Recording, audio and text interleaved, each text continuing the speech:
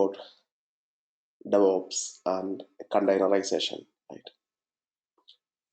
So I hope you all can see my screen, right? So our main courses are our entire training is split into four main courses, and we have then a prerequisites training. So total five courses would be there. Each courses would take 2 weeks, 2 weeks to complete. And we will begin with a set of prerequisites, and that is what our training would be for next 2 weeks. We start from day after tomorrow at the same time, same link. We will begin the training, the first class, day after tomorrow. And it would be all about prerequisites for first 2 weeks. And the class timing will be morning 6:30. And after 2 weeks, the timing will change to 7:30. Make a note. The timing which I am mentioning here, it is in IST. First 2 weeks, it's going to be 6:30 a.m. IST. And after that, it's going to be 7:30 a.m. IST. And for first 2 weeks, it's going to be 1 hour per day. After that, it's 1.5 hours per day. This is the plan that we will proceed with. And the training will take total, like I said, there are 5 courses here. Each courses would take 2 weeks. So the duration would be total 10 weeks. And apart from these courses, you would also get some you would get access to a portal. You can log into that portal and manage your course curriculum. You can see the course materials, you can download them, you can see the assignment and submit them, right? Quizzes or anything related to your training, you can find them in that particular portal. And also the next you would get access to the recorded video, which I will upload into a Google Drive and share with your Gmail ID. So these are the things included in the training, and the course come along with a project. Actually, same project, but you would work from different perspective of DevOps and assume that a single project. And every 2 weeks, you would get a set of tasks to complete, and that would get added into that particular project. That is the plan. And yeah, that's pretty much about an overview. And in our training, we would be mostly focusing on containerization and Kubernetes. We are not planning so much into the traditional DevOps tools, but mostly into Docker, Kubernetes, then continuous integration, continuous delivery deployments, and right uh, then some kind of config management. So these are the things we focus on. I will just walk you through the topic list in a bit. Just wanted to give you a heads up, right? So during our prerequisites, we will talk about Linux. Those who are new to Linux, we will have a couple of days of Linux class to get you started with Linux.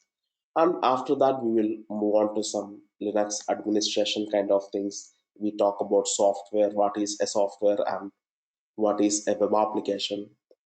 How do you run a web application in a Linux environment? Then how you will Dockerize it, how you will Dockerize your applications, put your application into Docker containers. That is important for you to know.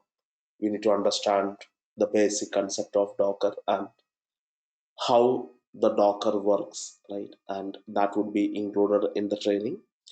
And apart from that, we talk about basics of Kubernetes. I mean, what is Kubernetes? And I would give you an overview about Kubernetes. Just for your information purpose, we have a detailed Kubernetes training in the coming classes.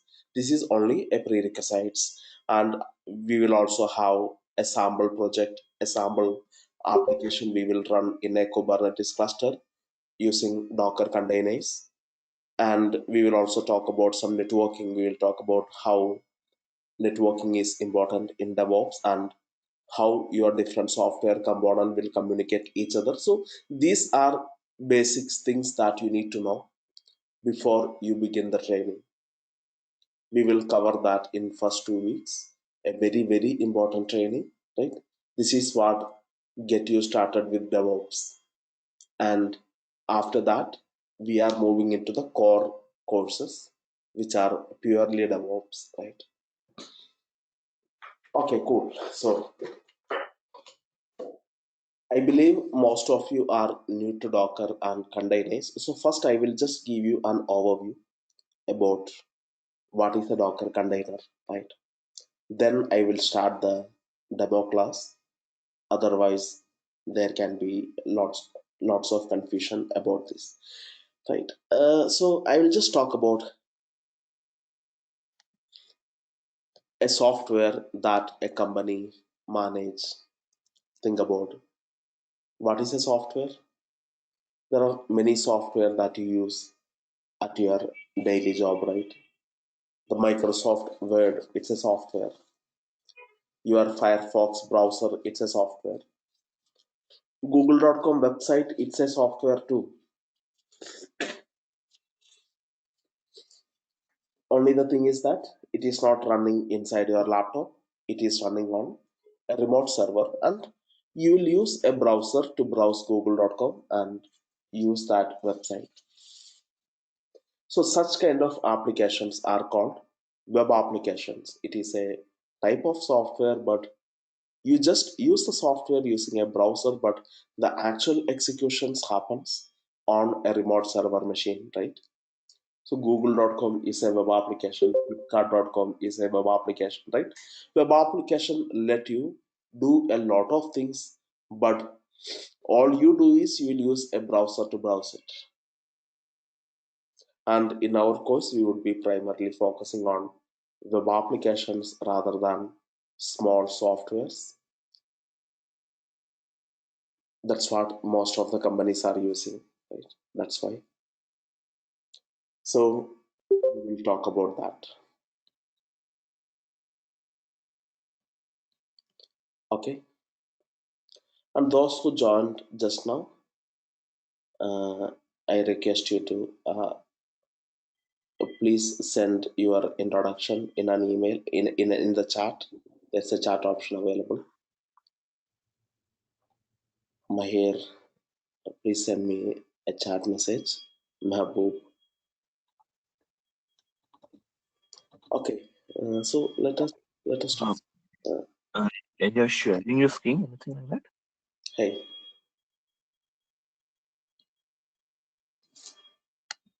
All right. So let's talk about such a web application. And this web application, assume it is running on the company premises. The company have a lots of machines in their premise, and you would use a browser to browse the application which is located in these machines. So assume, think about the Flipkart company. Think about the Flipkart company, and they have a lots of machine running different software component, a distributed environment where the software is running. Maybe the front page website is running on this particular machine. Shopping cart component is running on this machine. Prime customer components are running on this particular machine. The database components are running in this machine. The order component, the payment component, like that, there are different components that Flipkart. Sorry to interview, but I'm not able to see your screen sharing.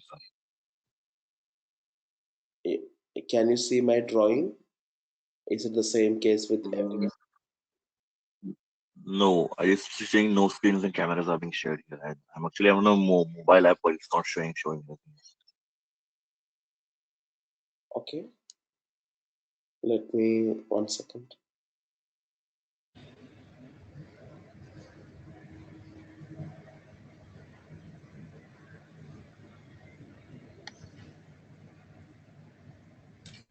How about now? Can you see my screen?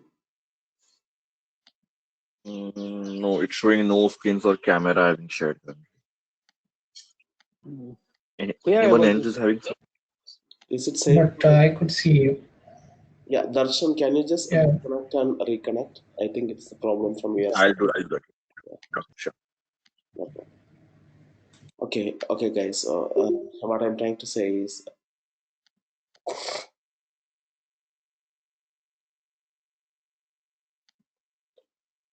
Okay, what I'm trying to say is there can be a number of software components spread across different machines, and assume this is all managed by the company. In our case, take the example of Flipkart.com company, Flipkart company.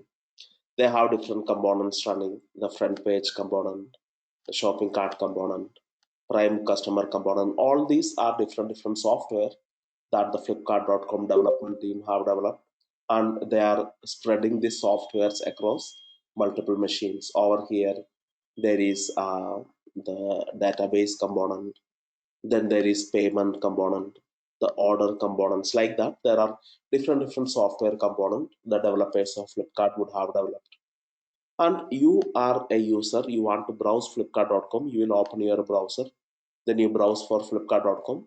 Your browser will connect to this particular machine, and the software component running inside this machine would give you the web page.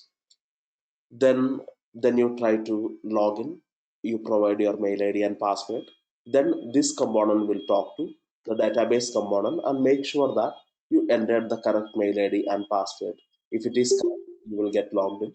If it is incorrect, you won't get logged in. Then you try to create a new shopping cart after you log in.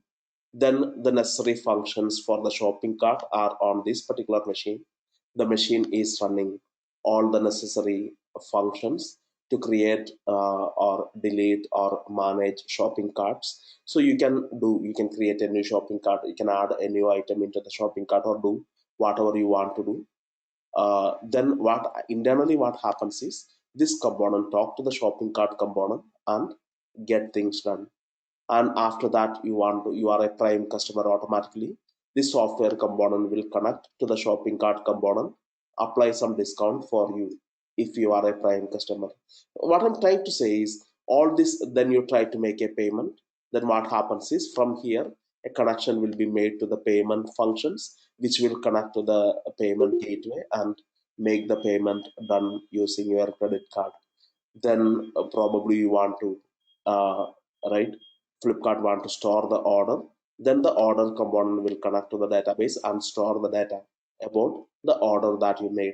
What I'm trying to say is different software components which run inside different machines, they will work together, they will communicate each other, and they will work together in order to serve you. Not just you, all customers of Flipkart, the people who browse from all over the world using their browser.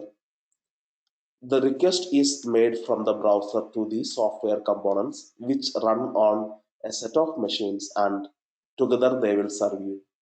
So you never bother about any of these things, right? When you browse a website, you don't bother about what happens when you click on the login button or what happens when you click on the shopping cart button. But what actually happens is a lots of program get executed in the background across different machines, and sometimes they will communicate each other, right? Finally, things would get moving for you. You don't care about how Flipkart is managing all these things. So this is our responsibility as a DevOps engineer to manage all. I mean, not the development, we will not be focusing on the development part, we would be focusing on pure DevOps side, right? That's what more relevant is. So we will talk about a company who has lots of software component that they want to manage, and different software component. One is the prime customer component, the front page component, then there is shopping cart component, and all the softwares that the developers of Flipkart developed, they would be using probably different programming languages. This is in Java programming language, this can be in JavaScript, and this can be in Python programming language. You don't know, right? It's up to the developers of Flipkart company that they decide which programming language they want to use. There can be different software components developed with different programming languages. It should not matter. I mean, it generally doesn't matter. It would be the developers who need to be bothered about the programs and changing the code, writing the functions, and all these things. But think about if a company has lots of software applications. So think about Java, right? Think about a Java software that your company have developed in order to manage the prime customers. So there are lots of functions written inside this particular component. One function for managing the discount of the prime customer, another function to apply the discounts on the shopping cart, another function uh, that can deal with the other offers like card offer, etc. So there can be a lots of functions that the developer would have written inside this particular application. Basically, they do the coding in Java. So assume there are lots of Java programs part of this software application, and now you want to run this particular software component. The Flipkart company, they want to run the software component. There are few headaches. The developers develop this program, that is their job. They will do their job. The program contain lots of functions which will do the job for you, but these programs are not ready to run. These programs need to be compiled, and the program might depends on a number of external dependencies such as module or libraries, whatever name you want to call it. In general, they are called dependencies. In order to run this program, you need these dependencies. And there can be a lots of configuration inside this. You should write down how the prime customer can connect to the shopping cart application using the IP address of the shopping cart application. Then how prime customer can connect to a database application, right? There can be a lots of configuration that you want to write down when you want to run the prime customer application in a machine. And you need a machine where you want to run all these things, and this machine must have Java installed in it, right? Java must be installed in the machine. Then only this program can execute inside this machine, such as your laptop, right? Just like your laptop, you need a set of machines where you want to run your application. So these many things you need to do if you want to make your software running. I'm talking about only one software component. A company will have lots of software components like this. They want to manage all of them separately. Definitely, it's not very easy, right? The development team develop the code, which is comparatively a straightforward job, right? Writing a function in a programming language and developing it. It's a straightforward process, but managing the software components and the software as whole, it is a more complex job that they cannot deal with. It's not easy to deal with those things. It's in fact it's very very difficult without proper channels and procedure, of course. So we will talk about that. What we try to rather do is we try to go ahead or overcome this overhead of compiling the program, downloading the dependencies, writing the configurations, then setting up a machine, installing Java in the machine so that these programs can run inside the machine. You will run the program, you will copy the executable, the other dependencies, and the configuration, everything you put inside a machine, and then you can run your software in that machine, the prime customer application. You can run inside this machine. Similarly, the same thing for other things also. You want to run, right? This contain a lots of Python program.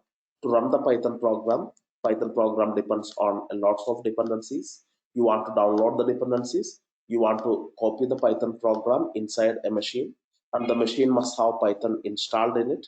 Then you can run these program in this machine. And similarly, if it is a JavaScript application, you should set up a machine. The machine must have JavaScript or Node installed in it, and then this JavaScript contain lots of script or programs, and these program depends on a number of dependencies. So you want to compile the program, download all the dependency, copy them all in here, and in this machine you should install the necessary environment, and then you can execute the programs.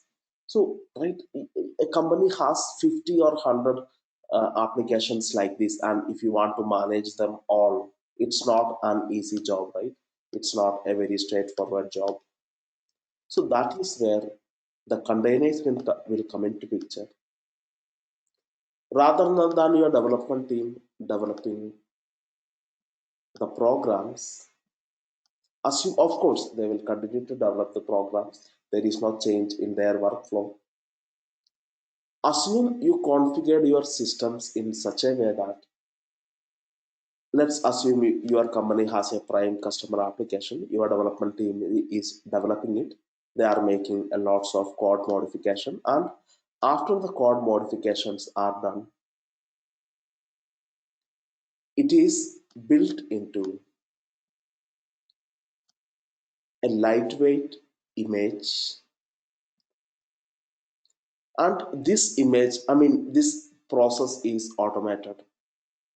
As soon as your development team make changes in the program, you will copy the programs, the dependencies, right? Every program might have lots of dependencies, and there would be a lots of configurations, right? What you do is, as soon as your development team develop the programs, you put everything together, the program, the dependencies, the configurations. Then in order to run the program, you must have Java installed in this machine. So everything you put inside a single file. Then whenever you want to run your software, you can just run this file.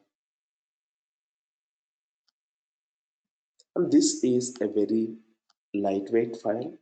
This is not an operating system backup or nothing like that. It is just a lightweight file. It contains everything. Your program, whatever dependency the program depends on, whatever configuration the program needs, whatever environment you want to run your application, everything you put inside a single file. And assume this is an automated process. Every time developer makes some modification in the code, this file is created, and this file is ready to execute. Whenever you want, you can execute it. Then your program would start running. Your program has no dependencies, because whatever dependencies are there, it's already there inside this file. When you run this file, your application will run. So within a second, your application would start running. You don't have to worry about downloading the dependencies, writing the configurations, then installing, setting up the machine, installing the environment in the machine. You don't have to worry about any of these things. You just worry about developing this image, which is pretty easy, right? Using Docker, it's pretty easy to develop such a backup file or such a image. And whenever you want to run your application, you just run inside a Docker container. You just run this file, then what happens is a Docker container get created. Inside this, your application would start running. So this makes things very easy for the people. Anyone in your team or your customers want to use your application, you want to run your application on a developer laptop for initial testing. A test engineer, a QA engineer want to do some quick testing, or in a production environment you want to run this application so that your customers can use it. All you need to do is take this image, run a Docker container, and your application will start running. So it makes things pretty easy for the companies to manage different software components. So this is only for the prime customer component. A company will develop the images for the shopping cart component, like that. Different the Paytm component, Google Pay component, right? There can be lots of software components a company would be managing. All these things you create it as different Docker containers. So that's what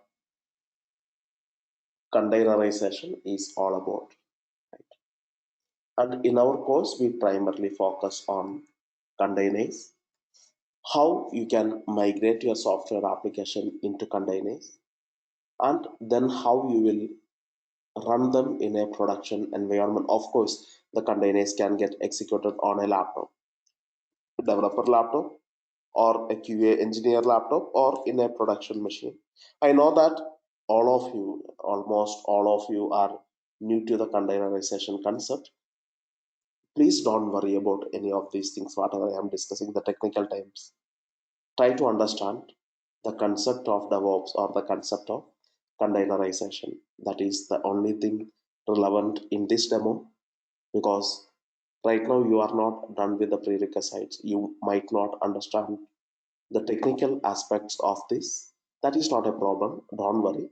I'm just trying to give you an idea about the containerization and how it will help the software companies deliver fast, or right, get rid of the other problems or extra job that you daily do. You can do a lots of improvement in your work culture, and that's what this is all about, right? So I will show you what are our core courses. We will, in the prerequisites itself, we will talk about a sample web application. It will contain a front-end component. It will contain a database component. We will talk about how they will communicate each other and how you can browse for this component on a browser, right? How you can serve this web application to people, and right, all these things we will be discussing during the prerequisite training. So you will understand what is Docker and how Docker can help. We will compare. We will first set the things, set up the software without Docker, then we will set up the software with Docker, then we will talk about the advantages it will gain to you if you are using Dockerization. And that's what our prerequisite training is all about. It's very important, right? This is what our basement is, right? It is based on these prerequisites. Our entire core modules of this course are built on. So very important. And after we are done with the prerequisites training, we will move on to our core courses. There are mainly 4 core DevOps courses that come in this training. So we will just take a quick look on each of them. Okay. So after you are done with this training, you will begin with you are going to begin with advanced Kubernetes training. So these are 4 courses. We have continuous integration and continuous delivery. This is a 2 weeks course. Then we have Kubernetes and advanced package management, which is another 2 weeks course. Then we have container orchestration in the cloud. We will learn about cloud. That is another 2 weeks course. We talk about the Google Cloud, Azure Cloud, and AWS Cloud. But it's not a, I mean, we are learning the Kubernetes or container orchestration in the cloud, not the complete cloud. That is not necessary for us. We will focus on what is required. And then we have the config management training and monitoring. That is another 2 weeks course. So these are the 4 courses included in this training.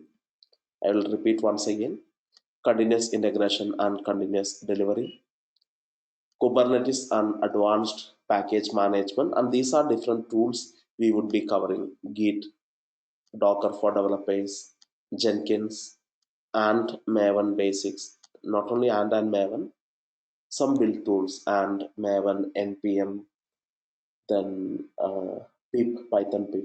So there are a number of things that we will be discussing. And in the Kubernetes training, we mainly focus on Kubernetes and Docker. This is a 2 weeks training. Then we have container orchestration training. In that, we talk about Google Cloud, Azure Cloud, and AWS Cloud. This is a 2 weeks training. Then we have config management that contain Nagios and Ansible. So these are the 4 main courses we will be conducting in our training. And every course come along with a project. But at the end, it is a simple project that you are working on. Every 2 weeks, more tasks get added up. That is the plan. All right. And then What would be we also provide. total duration of the course? Can you come again? What would be the total duration of the course? 10 weeks. So prerequisites will take 2 weeks, and all these 4 courses will take 2 weeks each. So in 10 weeks, we will complete our training. And I have one question. yeah, Okay, the contents are fine, but will you be deep dive into the technical things or will it be our introduction? Because since there are lots of tools being covered. it would be a very advanced level training. We are going to go a deep dive into all these tools, and we discuss about a project as a whole throughout the training. So yes, Okay, if a project is given and it's a cloud implementation or how it, because we don't have a license, right? So how that goes? you will be creating an account in the cloud. They have a Okay. free trial. So Uh-huh. our lab environment is nothing but your cloud account. Okay, sure. Got it. Basically, how about like configuration management with like Chef, Puppet? Are you also getting some ideas about those? Anybody want chef? I have the recorded videos. I can share with you. Mhm. No, we don't have any plan.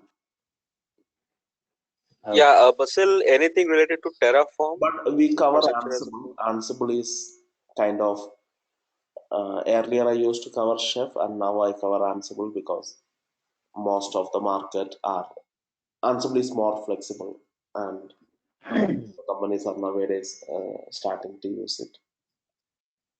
So you don't need to learn. Can we also like get learn only one. brief with Chef and Puppet as well, because they are like most commonly used around the world. Ansible as well, yeah. But also, can you get some idea about Chef and Puppet? Yeah, we will compare it with Ansible. Just we will have one class where we talk about all the config management tools, their pros and cons, and all. Right? But we don't have plan to discuss Okay. more than But config management in the course. It's absolutely irrelevant. If you know one tool, you know the concept of config management, and you can learn any tool. So our intention would be always to learn the concepts in detail and do the practical. Okay. Using one tool, we will be an expert on that. Then learning another Oh, tool is not at all a concern for you. I mean, oh, you okay. would learn it within a day or two. That's not important. Okay. So that means like if we get a concept about Ansible, then we'll have basic idea about how to use Chef and Puppet as well, right?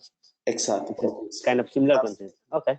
That's how it works. Even after you started working, also, that's how it's going to work. It's not you learn a certain tool and use them at your work. You learn certain tools, you understand how a project should look like and how what are the practices to be applied in the project, and use at least one tool and learn how to apply these practices in the project. But when you work on Okay. a project, maybe depends on the company, they are using different tools. So it's not important. Right. For a experienced DevOps engineer, it's not important. So Oh, okay. yeah. And what about a Sonar Cube? Sonar Cube, we are not planning enough. Whatever Can we like? are the tools. I will give you an overview. What is Sonar? Okay, yeah, that will be fine. Okay. Yeah, that's. Basil, would you be covering Terraform infrastructure as a code? No. Terraform we are not planning, but we will be covering Ansible, which is more like a config management tool, and we are using the cloud command line tools, which is kind of without connecting to the cloud or without logging into the cloud. You can work on the cloud programmatically, then apply the configuration using Ansible. So basically, this is nothing but infrastructure as cloud, infrastructure as code. That's what Terraform is also all about. So we are Okay, so you're saying Ansible and Terraform are similar things. I mean, if we know Ansible, Terraform should be Ansible alone cannot replace Terraform. Both has a different purpose, right? Terraform is not a right. config Yeah. management tool, but we will be implementing the config management and infrastructure practices. Whatever Terraform do, we also do. But we would be Okay. combining the Google Cloud command line tools along with Ansible to achieve that. Okay. So during the training, are you going to cover any tips or suggestion regarding the job interview? We will be discussing. We will at the end of the course we will have one. Basil, one question. I'll just finish this and come to your question. One second. Yes, we will be discussing about the interview questions and how do you explain this project to an interviewer.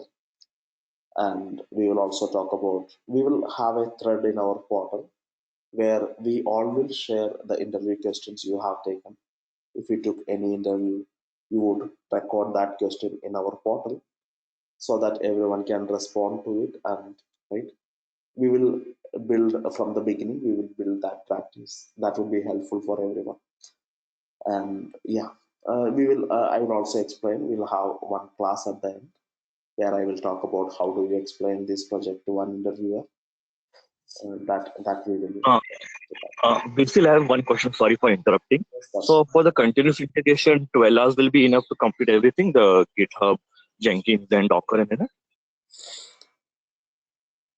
our plan is, yeah, we will be primarily focusing on the first three.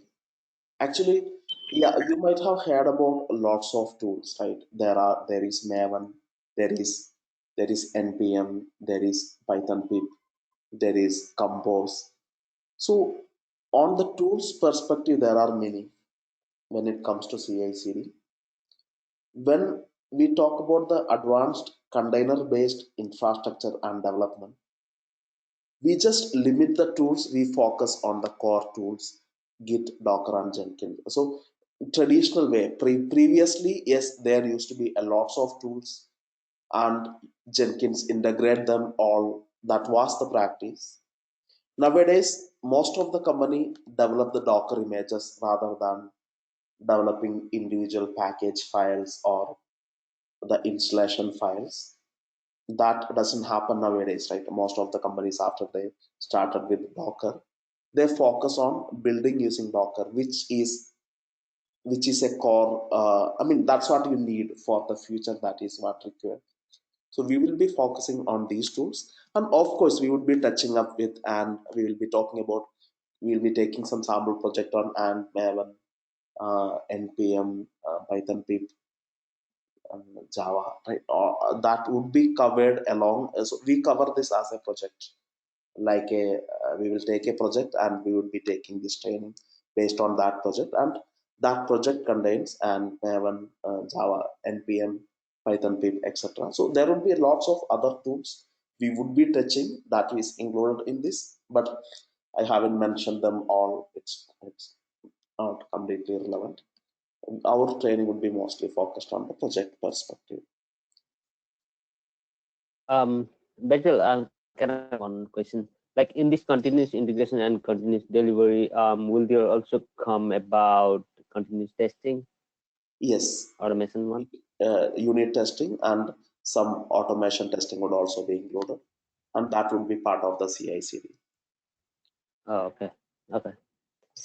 That those concepts will definitely come. Continuous testing concept definitely comes.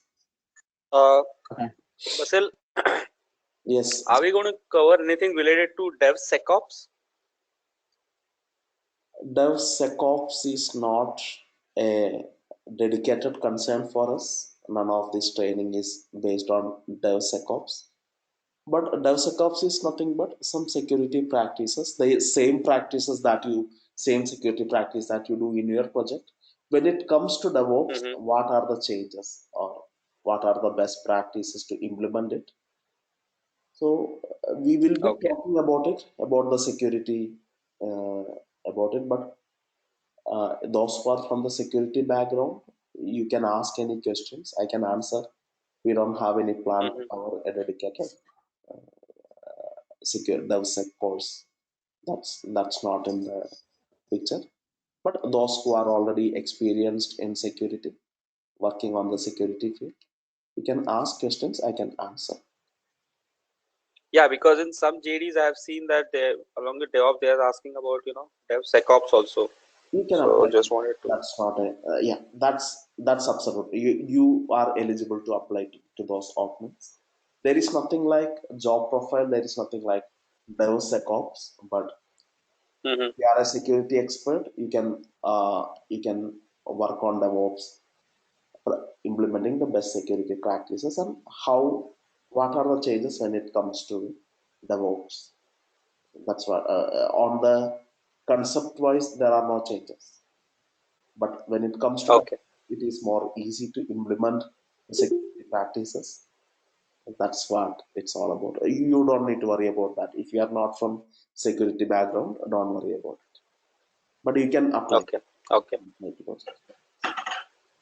All right. Thank you. Little sorry. One more question. So, regarding the cloud, so we will be focusing on all the cloud platform, and we will be like practicing on those. Yes, you would be creating all cloud accounts in different cloud Mm-hmm. providers, and Okay. containerization we will be practicing it. Yes. That is a dedicated. Okay. We will take a separate 2 weeks course for that. Containerization. Okay.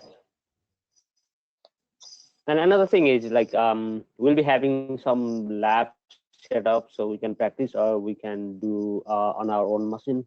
Yes, it will be in the cloud. So you first on the first day, you will create your Mm-hmm. lab environment. Day after tomorrow, we are starting. The first thing that we will do Mm-hmm. is you will create your cloud account, and that would be your lab environment. Absolutely, you won't be doing using your laptop for anything. You use your laptop only to log into the cloud machine. Oh, okay. Yeah, everything would be on the cloud. Right. Mm. So that means like we can do on our own laptop for every practice and session, right? Exactly. Okay. Thank you. Basil, Yes, certainly. hello. Yes, certainly. Yeah. Yeah. So in this, in the container orchestration in the cloud, I'm seeing in AWS you have mentioned EKS. So it's like we are going to use EKS for setting up Kubernetes and Docker, or we are going to spun up some EC2 instances and do it, install on each thing and create like that. Or Yeah, we'll be learning on premise. That's what when we focus much when we learn Kubernetes. And yes, okay, addition to that, we are learning on the cloud.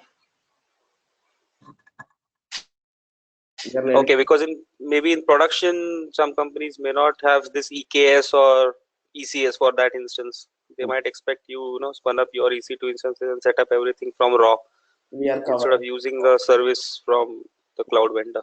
right, right. We are covering that in detail. Okay, okay. Basil, just to understand, so when we are done with the course, along the proprietary and other course, so we will be doing or integrating all this in a pipeline by ourselves, so we will get that practical exposure from this course. Yes. So it would be the practices that we follow in the course would be pretty much matching with. a scenario, a production environment that the companies are working with. We will try. I mean, we have limitations, of course, but uh, it would be more a replica of what people do at their project. That's for sure. Okay. Just to make sure there will be a lab dedicated for us to practice. Can you come again? I didn't catch. Just make sure the training provider will be providing a lab dedicated only for us to practice while we are doing our training. You will be creating it yourself. I will tell you. I mean, we will do that during the class itself. The lab environment you are asking about, right? Yeah, that would be the AWS version, Yes, right? you would be creating them all. So we all will have our separate accounts, which we will be using.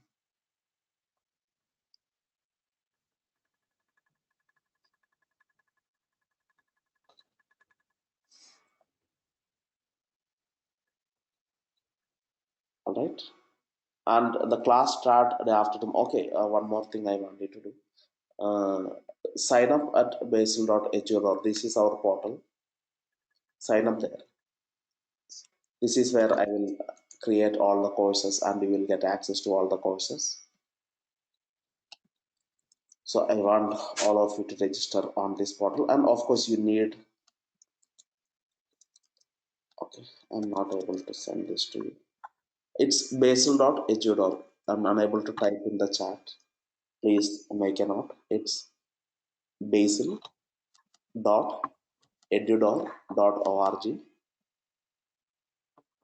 Click on create new account below over here, and then you can provide your name, mail ID, and password. That is the sign up. But yes, you need the approval from your contact person, whoever contacted you to attend this demo. You need to work with them to get access to this portal for sure. But you need to first register before you could get access. So go ahead and register now. Then you can talk to your contact person. All right.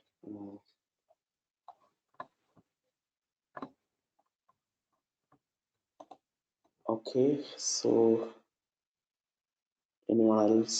Basil, one last question. Yeah. So it's like every day we are going to have a session, and post that you are going to give some assignment for that day, or how is it going to be on that topic? Mostly it would be the topic based assignment, but whatever assignment or quiz are there, I would upload them in advance into the portal.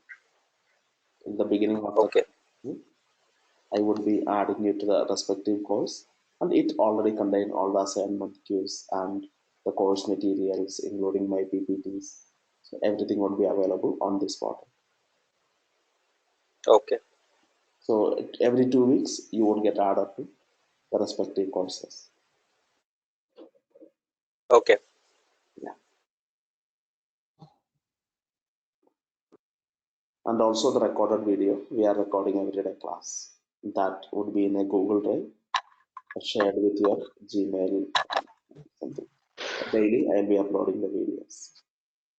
So I'm on EST zone. So what should be your timing for everyday class?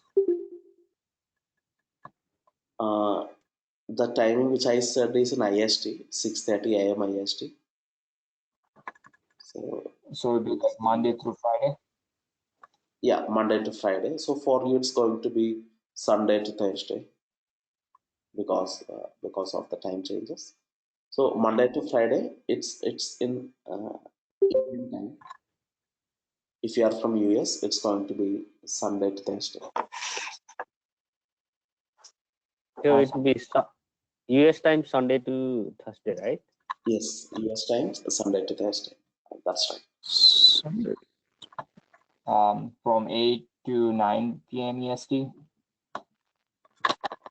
Yeah, I think so. Changing time. Yeah, just I would convert it yourself. It's 6:30 a.m. IST. That's for 2 weeks, and after 2 weeks, like I said, we will change our time to 7:30. We cannot. That means I think 9 EST. I think. Okay. So 6:30 IST to 7:30 IST. Right. 6:30 to 7:30. After that, 7:30 to 9. After 2 weeks, timing will change to 7:30 to 9. Okay, got it. Thank you. That looks good Cool. for me. Okay. Cool. So a day after tomorrow, we will start. That's the first class. Same time, same thing. Link time. Use the same meeting. Yeah, okay. Last, what about the scripting languages?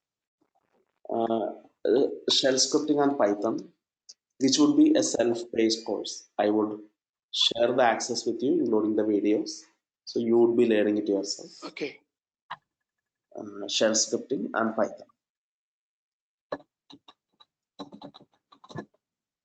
Okay, cool. So